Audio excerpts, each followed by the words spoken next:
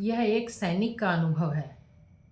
सैनिक हमेशा ही अपरिचित देशों में अनाथ बच्चे की तरह रहता था।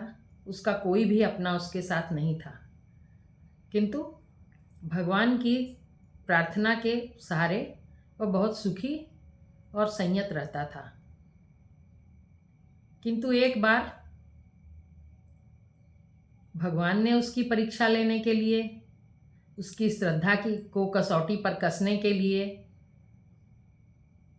कुछ ऐसा किया।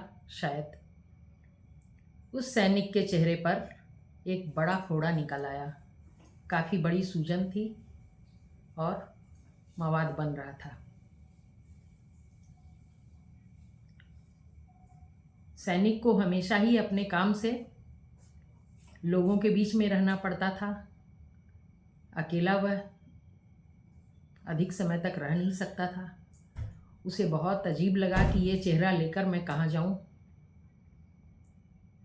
वो बहुत दुखी हुआ और अंदर भगवान से प्रार्थना कर रहा था कि उसका फोड़ा वो ठीक कर दें।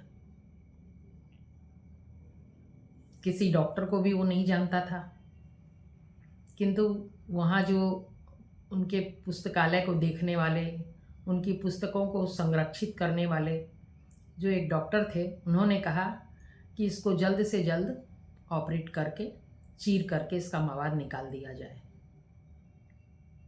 सैनिक इस बात से बहुत डर गया था और एक कमरे में अपने को उसने बंद कर लिया, अंधेरा कर लिया और आर्त स्वर में,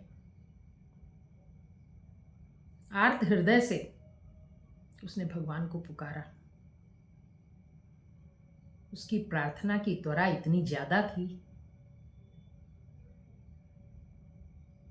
कि उसकी आत्मा और भगवान एकाकार हो गए। इतने आर्त स्वर में उसने पुकारा, इतनी गहन प्रार्थना थी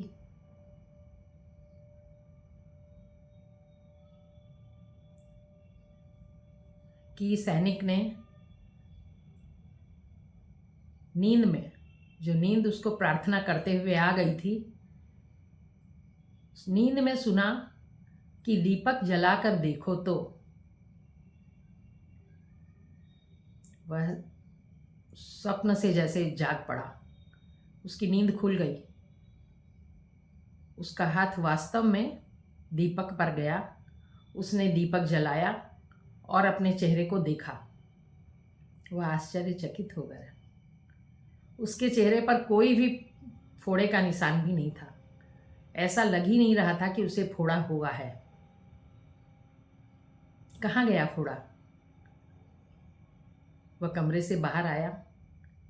वो डॉक्टर जो कह रहे थे कि कल इसको ऑपरेट करूँगा, और उसके सारे मित्र आश्चर्यचकित हो गए कि आखिर वो फोड़ा, इतनी बड़ी सूजन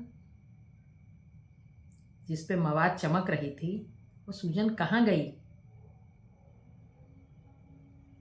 और ये सैनिक तो भगवान की दया में ही डूबा हुआ था कि उस भगवान ने उसकी प्रार्थना सुन ली और फोड़े को बिल्कुल नेस्तनाबूत कर दिया, गायब ही कर दिया। उसका अस्तित्व ही नहीं रहा। उसके चेहरे पर उस फोड़े की छाया मात्र भी नहीं थी। आखिर ये कैसे हो सकता है? डॉक्टरी दृष्टि से, इस दुनियावी दृष्टि से सुनने वाले को विश्वास नहीं होगा कि ऐसा हुआ होगा, किंतु ऐसा होता है उस सच्चे ईश्वर की सच्ची भक्ति से, उस दयालु ईश्वर की, दयालु परमात्मा की सच्ची भक्ति से। भक्ति में त्वरा इतनी चाहिए, मांग हमारी इतनी तीव्र चाहिए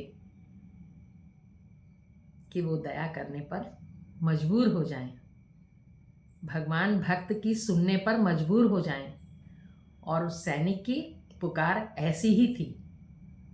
हम भी अगर सचमुच इसी तीव्रता के साथ भगवान को पुकारें तो हर कष्ट में वो हमारा साथी है, वही हमारा देखने वाला है।